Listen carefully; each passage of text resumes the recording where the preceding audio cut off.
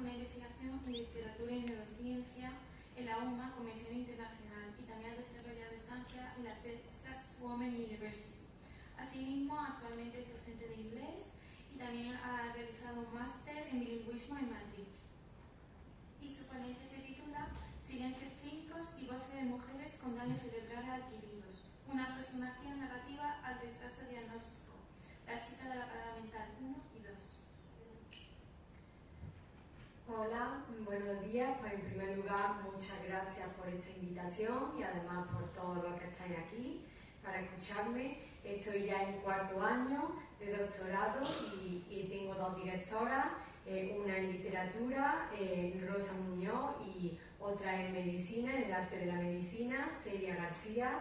Y aquí voy a desarrollar mi línea de investigación, además después de haber estado en mi estancia en Texas, en Texas Women University, que la verdad que he adquirido bastante conocimiento. Y primero vamos a empezar con una pregunta. ¿Qué ocurre con la identidad de ella tras después de tanto largo periodo de un traumatismo craneoencefálico y además casi 18 años de ese traumatismo con consecuencias a nivel cerebral no diagnosticadas?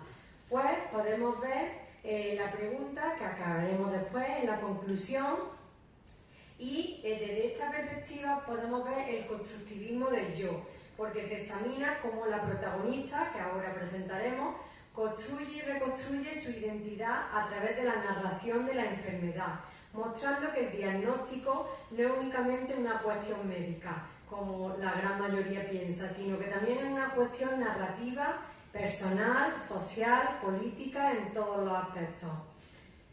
Aquí me gustaría que veamos que yo voy a desarrollar, y estoy en ello, en el análisis crítico y narrativo de mis dos novelas, aquí traducidas, que he estado en Los Ángeles traduciéndolas, y podemos ver el autor Genet, que es un grande referente de la narratología, y analiza el tiempo, la voz y la perspectiva narrativa, porque en estas narrativas vamos a ver la female perspective ante el silencio y el miedo ante la enfermedad de daño cerebral y a nivel neurológico, invisible y no reconocible. Además, también podemos ver la duplicidad de la protagonista, que se llaman la chica de la parada mental.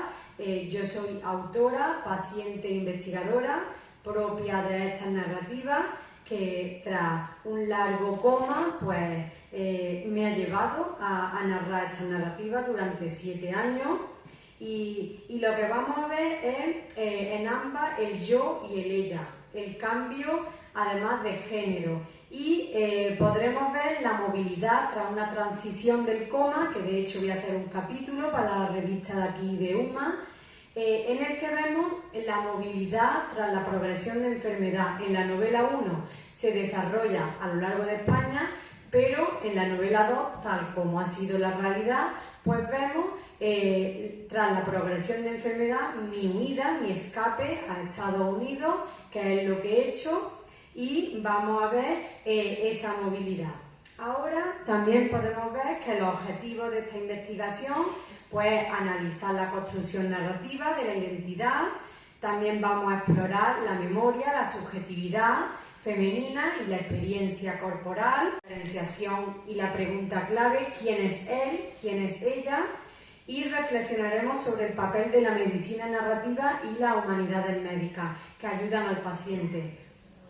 Ahora también veremos que el marco teórico que estoy desarrollando pues se fundamenta en 4 conceptos. El primero es la identidad narrativa, el yo, la memoria e intersubjetividad, el she storytelling, que de hecho lo aprendí allí en Texas. Dije, esto te viene bien a ti, realmente eres tú estás contando la historia, tú eres ella.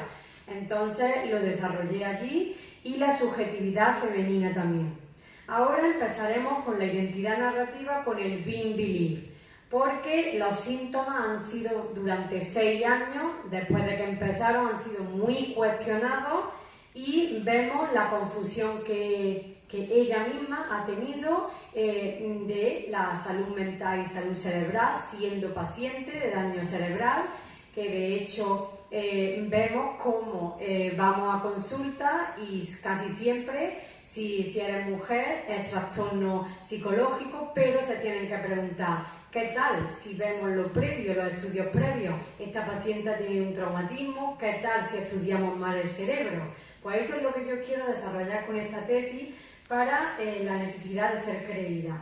Además, aquí podemos citar a Medina 2012, que amplía las ideas de Fricker, además sobre la credibilidad y la exclusión de voces, porque aquí vemos como las voces de mujeres son invisibles ante la enfermedad y sobre todo cerebral.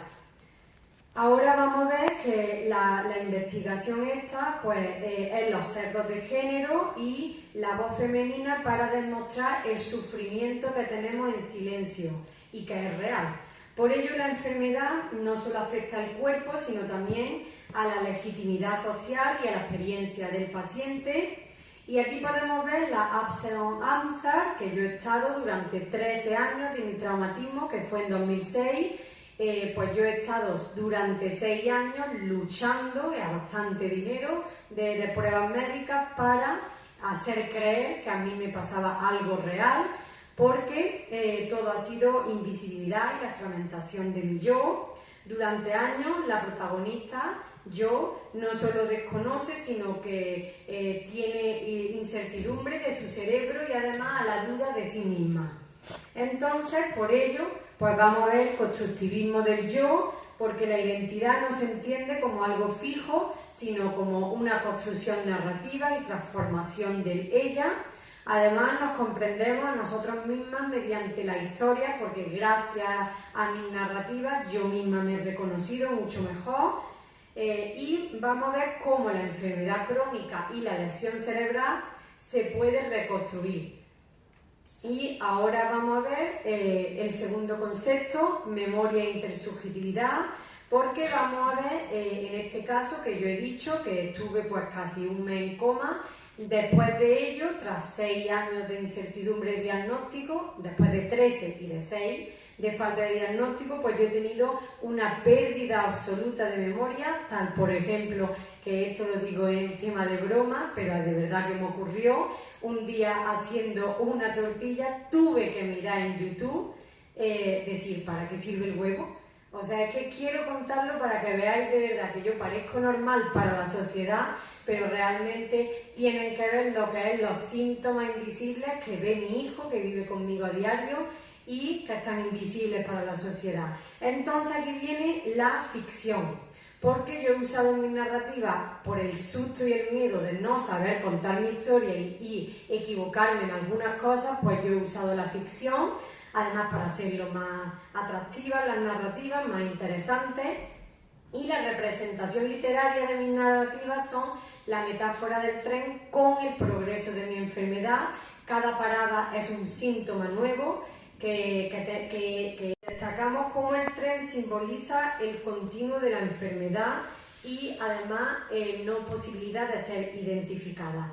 Y la protagonista necesita diferenciar quién era ella y quién es ahora, después de todo lo previo vivido. Y aquí tenemos el concepto importante de mi tesis, el She Storytelling, que en este concepto permite analizar cómo las mujeres narran experiencias invisibilizadas y la voz femenina emerge de espacios de silencio, de duda, de imaginar cómo se sentían en ese momento al haber estado al lado de su niña sin saber si la volverían a ver, sonreír o estar consciente de nuevo. Aquí podemos ver cómo es el miedo de los familiares y no el mío, porque yo nací, o sea, volví a nacer de manera inconsciente. Entonces aquí podemos ver cómo además es la emoción después de un coma. Yo no tenía conocimiento de las emociones, yo reía al ver que lloraba sin saber lo que era una emoción, ni tampoco el amor, que de hecho lo he contado en el programa de Sonsoles, que yo volví a nacer sin saber el sentimiento del amor. Yo no sabía sentir. Ahora aquí tenemos mi libro y voy a leer otra cuota de la página 97, que se refiere también al sentimiento. Podemos decir que era esta: sin pensar, salió de casa por el patio trasero dejando el móvil en el mismo lugar. Ella apretó el paso, quedándose desparodida al ver al lado de su casa y no reconocer el lugar. ¿Podría tener una gorra? ¿De qué color era? Yo lo que quiero que aquí veáis cómo la protagonista no sabía absolutamente nada al salir del coma. Después, la novela 2, no he puesto la página porque todavía se está publicando en español en Los Ángeles, aunque como los médicos aún no habían diagnosticado nada, el dolor de la mano, su repentina indiferencia y el intenso dolor de cabeza probablemente se debían simplemente a que no había descansado bien la noche anterior o al estrés, como le habían dicho uno de los médicos. Que aquí vemos, como he dicho, la salud mental y cerebral. Y los tres conceptos clave de mi narrativa, el análisis, es el cuerpo, que representa la mano, que es el comienzo de 13 años después de mi coma, que podemos verla, como no tengo mano al igual, tengo parálisis, entumecimiento, a nivel de mano en mayor parte, pero también de la parte derecha del cuerpo. En ocasiones, la mente representa la falta de diagnóstico e incomprensión de la mujer ante enfermedad de psicológico y neurológico, el cerebro tras las consecuencias del proceso de enfermedad. Y podemos ver aquí cómo otra cuota trata sobre la mano. La chica del tren mental empezó a sentir dolor muscular o del sistema nervioso, no lo sabe aún. Primero la mano derecha se le paralizaba e inflamaba por momentos.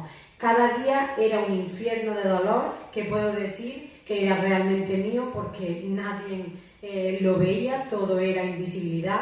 Y aquí vemos la importancia del uso de la medicina narrativa y de la humanidad médica para tener un puente entre el paciente y el doctor, porque yo hago un análisis crítico del diálogo que tenemos que tener. Y la subjetividad femenina, pues vemos como la ausencia del diagnóstico es como eje central, que no significa no tener enfermedad, porque la falta de nombre a la enfermedad que yo tengo, pues he estado durante 6 años y me ha hecho la falta de reconocimiento a nivel de la sociedad, y los resultados principales es la lucha que yo he tenido por el ser. Y podemos ver la ausencia de diagnóstico que transforma la identidad de la mujer, la reconstrucción narrativa del yo, el impacto de los sesgos de género ante la confusión del diagnóstico, el valor de la medicina narrativa y también la diferencia significativa, como he dicho, de la salud mental y salud cerebral en pacientes. La enfermedad cerebral no solo transforma el cuerpo, sino también la identidad. La ausencia de diagnóstico es un cuestionamiento de la credibilidad del paciente, porque yo también trato en mi tesis sobre la credibilidad de que estás loca, o sea, la locura, a través del análisis de mi autobiografía, La chica de la parada dental. Yo lo que me gustaría es acercarla a todos para ver, por favor, digo, el please, el reconocimiento mío, porque no es correcto que la sociedad te vea como normal sin serlo. Y además, en lo que el estudio este muestra, escuchar la historia de las pacientes no solamente como medicina, sino como reconocimiento de ellas mismas. Y la posible frase final que puedo decir es que el diagnóstico no solo pone nombre a una enfermedad, sino que también permite poner nombre a ella y contestar a la pregunta de mis 2 narrativas y de mi tesis doctoral: ¿quién es ella en realidad? Y aquí tenéis las referencias de mis 2 novelas. Si diera tiempo, pues me gustaría, además aquí tienen mis redes sociales para contacto. Si diera tiempo, un minuto, por favor, me gustaría leer el prólogo de mi segunda novela, que es La llamada que tuvo mi madre antes de yo, o sea, antes no, realmente cuando yo tuve el accidente de la moto. ¿Me permitís un minuto? Vale. En la página 2. ¿Lo queréis en inglés o en español? Vale. There are dates that never end, like 31st of July 2006. It's not a memory, it's an open going time, porque esa fue la fecha de mi accidente, 31 de julio de 2006. Something changed at night, my mind disappeared, even my brain. The phone started ringing repeatedly, my mom took it. Do you have a daughter named Laura Torres Caro? Are you the mother? What happened to my daughter? Is she alright? Is she okay? She has been in a motorcycle accident. Mr. Caro, her condition is extremely strong. I'm very sorry to have to give you this news. Oh my God, where is she exactly? After hearing the news, my mom took her coat and immediately she go to the place in the accident. When my mother arrived there, she looked at me desperately and asked, "Is she dead? Laura is dead?" "No, not dead, no worry. She's in coma after her car crash." In a coma? Latin word of a coma means sleep of death. Porque yo realmente, un coma puedo decir que es la realmente casi muerte. Y muchísimas gracias por haberme escuchado y no duden en preguntarme y estaré encantada.